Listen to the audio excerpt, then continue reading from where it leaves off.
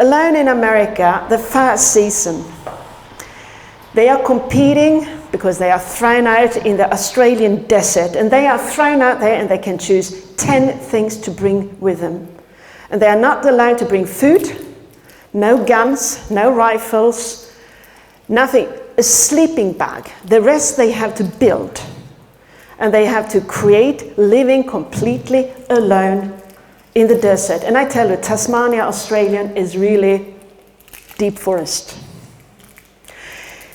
And there are men and women, and what happened is that you can see some women, and one woman, she didn't even have a sleeping bag, she just decided to build her shelter. And many men, they started immediately to think, I must hunt. I need food. So they were from day one running and trying to hunt and get food. Whereas some of the women, they started to build a cozy home. You know, I need some fire, picking some berries in the forest. After 4 or 5 weeks, people start to starve because they can't get food. And the men get more and more stressed. I need food, I need food, I need food. Focus, focus, focus. Out walking for hours to find the little animal they call lullaby. Lullaby, is it lullaby? It's this big rat. And they can't get it. They can't get that animal. And you can see they are completely desperate. Then there is this woman. She has a very nice little cozy home. And in the middle of the night, because they have a camera on, so they are filming everything. This is the thing, so you can follow it. In the middle of the night, when everyone else is lying starving, she feels like, oh no, I need a bathroom, and it's raining outside. Gosh. But she stands up, leave her little house, and then you can hear, when you watch it, a scream. Wow, she's screaming. She stumbled into a lullaby. She picks it up, kills it, and in that night she has a barbecue in her little house. Eating, you can see her fireplace and eating this rat thing, this lullaby. And in the men that have been hunting or trying to hunt this animal for weeks are starving, having no fire. But she has a fire and a big barbecue. And of course, she won the contest. Did she hunt? No. It was just an accident. She jumped into a lullaby. So what can we learn from that lesson? Prepare for the unexpected. So how do you prepare mentally for the unexpected? So when you bump into something, you are ready to take that chance or that opportunity. I think that is the lesson from what she did, because she was prepared. Prepared to find the food when it was delivered to her, but not planned. And this is also an introduction to my talk about adaptability, because in the future, we're going to prepare for things that we can't prepare for. AI is coming, when the world is different. Many jobs, I do a lot of career coaching, and people are trying to plan their career for the next 10 years. And I say, you can't do that, but you can plan to be ready when the opportunity comes. And this is also for you here now at the conference, and I want you to take that with you. How can you prepare in this conference to meet the person that's going to change your life? Because that person might be in this conference. So be ready and be open-minded enough to meet that person. That's the difference sometimes between success and no success. So I learned a lot from that woman and her way of dealing with hardship. So now you have, no, Annika, where are you? Yeah, there she is. She's ready to give me the red note here. So if I'm going to be 10 minutes late, and we see what we do about that. But otherwise, I will be ready to send you my presentation, because the focus shouldn't be on me, it should be on you, so you get your presentations done. I work as a career executive and leadership coach. I develop frameworks. And one of my specialities is adaptability intelligence. And I have the pleasure that you in this room are the first one to learn about a pilot I was running in a company, and the result was fairly astonishing for those of you working with people and working with leadership, because this is what counts. We need to be adaptable. And the reason for that is that technology is running ahead of us human beings. It's so fast. I'm quite sure that you already feel it, do you? I have WhatsApp, I have Signal, I have LinkedIn. It's popping up all the time, and I sort of need to take a breath. And then, you want to relax in the evening, watch TV a little bit, and what happens? It starts to wheel. Update your TV. That's the moment I shut off and I just say, no, I'm not going to update my TV tonight. So I take a book and I read it. We are forced into a technology world. Many companies right now, in this moment, you started early in the United States. Europe is always a little bit, half a year after, are updating all the systems and getting rid of people with certain jobs. And it's important to understand what job's going to disappear. So we can prepare the people. It's just a job. It's not you disappearing. You just have to adapt. So we're going to lead people in a technology world. And AI going to take a lot of that. But it's easy when you have people that are very technology driven, that they think they can lead using technology, and you can't. You still have a lead to lead as a human being. This is just to show how many jobs that will change. We call it upskilling. You probably heard about it. And you also see on the line that we, as human beings, we develop slower than technology.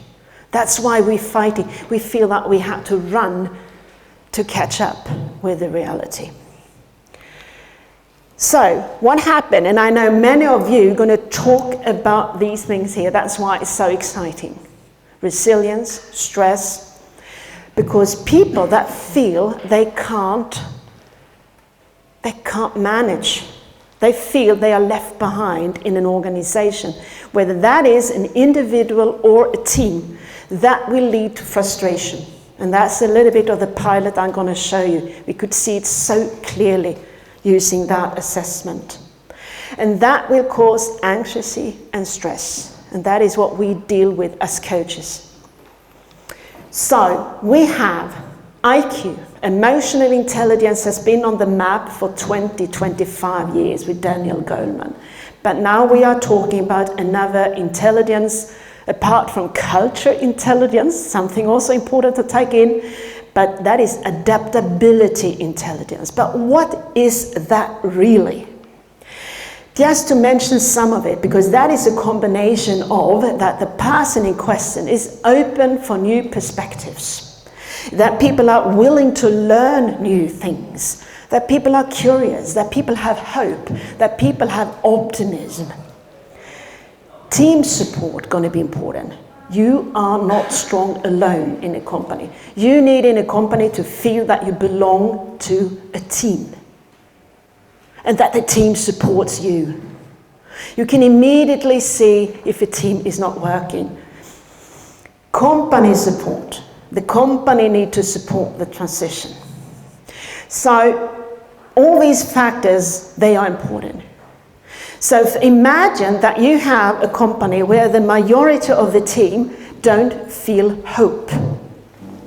What kind of company will that be? Well, there's no point to working, is it? If I don't believe in this and I have no hope, I'm not very optimistic, why should I put in the work in that company? But we can measure if they have hope. And that's a leadership question. So, in the study I did, they wanted to be more innovation-driven. And if you check on AQ, if you want to be more innovative and cross-collaboration between teams, the teams need a high mental flexibility, taking in different perspectives without arguing. Yeah? They have to have a dialogue, not arguing. Be open to say, okay, I had no idea, instead of arguing with you. Say, I'm right, you're wrong. Unlearning, an ability to just say, okay, I worked on this now for 5 years. Obviously, I have to learn something completely new. And that is when people can start in the company to protect their profession. You know, they're not playing to win any longer. They protect themselves. Team support, super important. And then, if you want to remain relevant, and that both team and individuals, you must have grit. That means don't give up. Alone, the Syria alone shows clearly who has grit. Optimism. Those who give up after 1-2 days, they have no grit.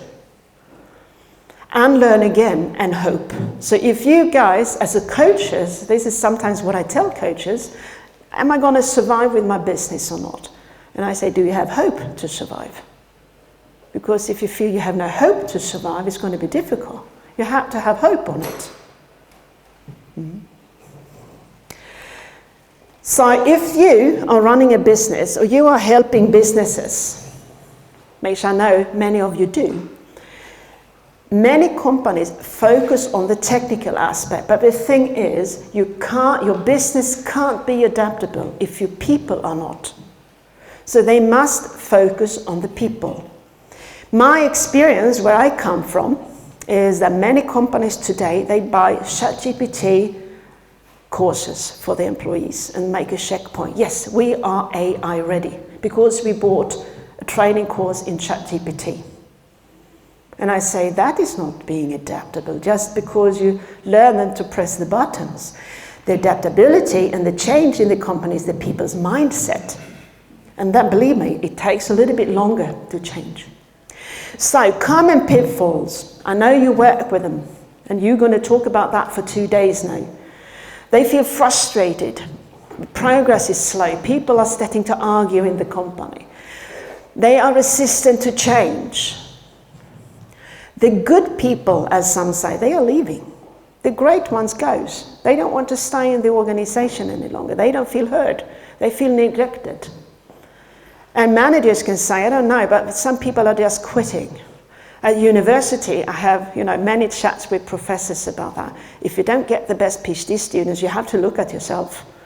It's not the PhD students, they go somewhere else, that's it. And some are just, feeling so stressed, so they are freaking out. They just go into the mood of, well, if I ignore it, it will change automatically. That is the lack of urgency that some managers and organizations can run into. That's a trap. So culture signals that limit future readiness. Oops, sorry.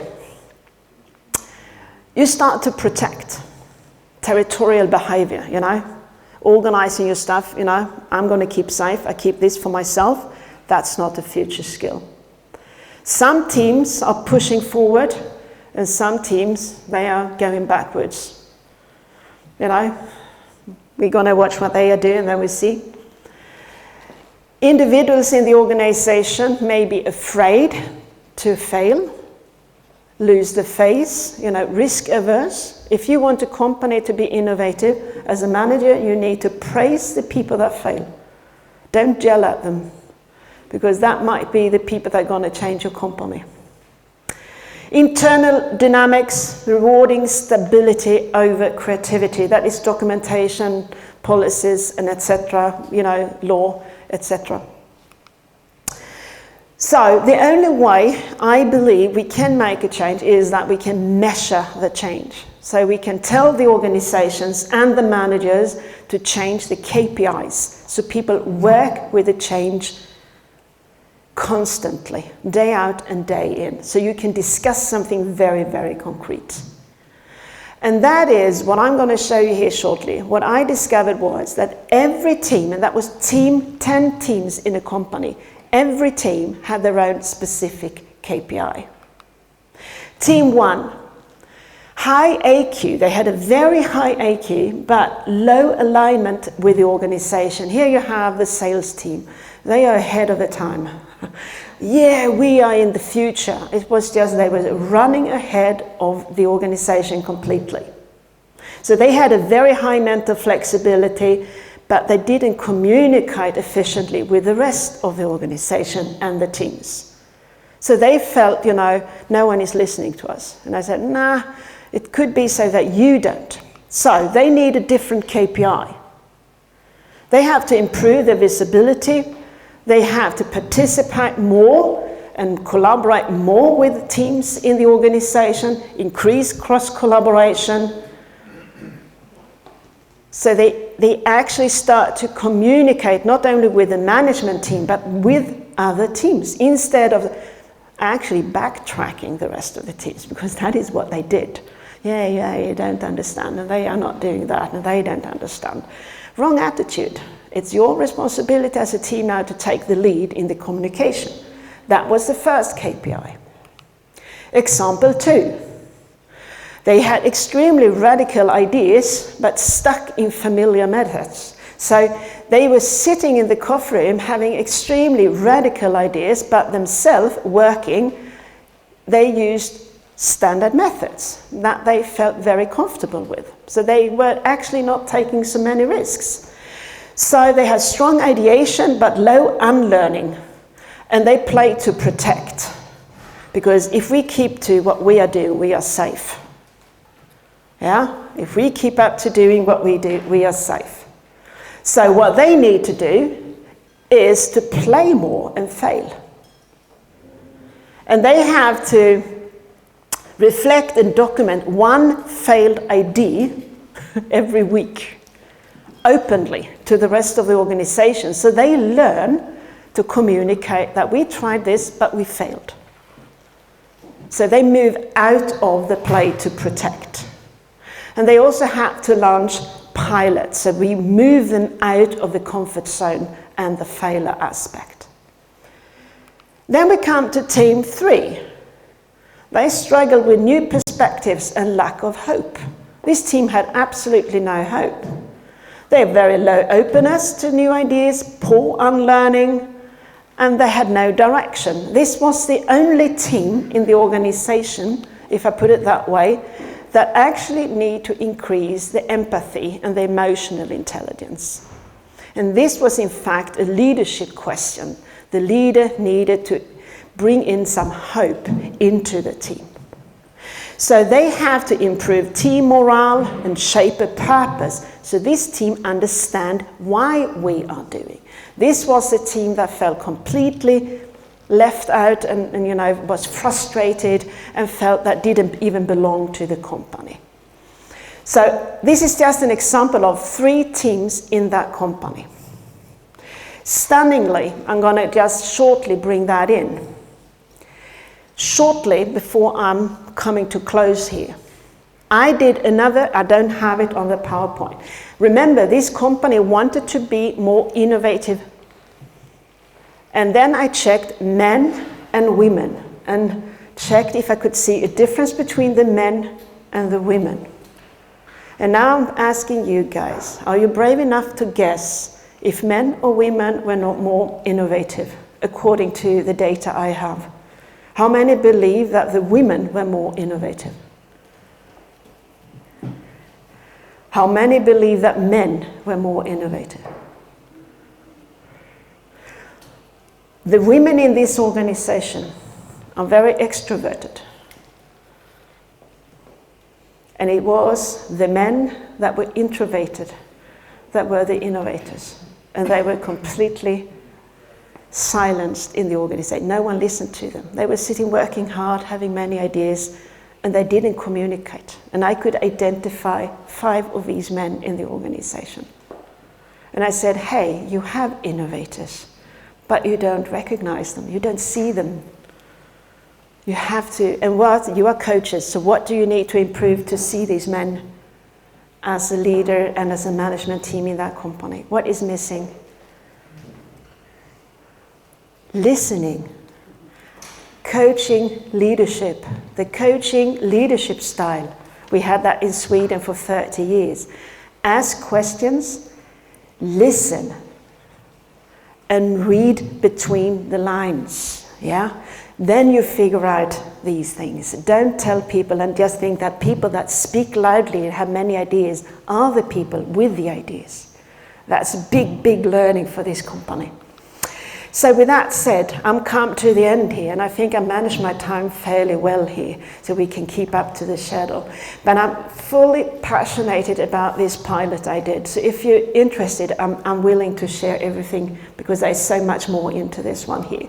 Because adaptability intelligence, and I can measure, it's data-driven, and it's driven by AI. And this company, I didn't know, so I couldn't be biased. I just checked the numbers. I just check the numbers and deliver that to the management team. And from there, they bring in coaches, leadership, career. So there's a lot of work with workshopping and leadership training in this company. So this is a great method for all of those coaches to come in later on to work. So with that said, the first speech of this here is now over. And I say thank you so much for listening, and I'm looking forward to the next.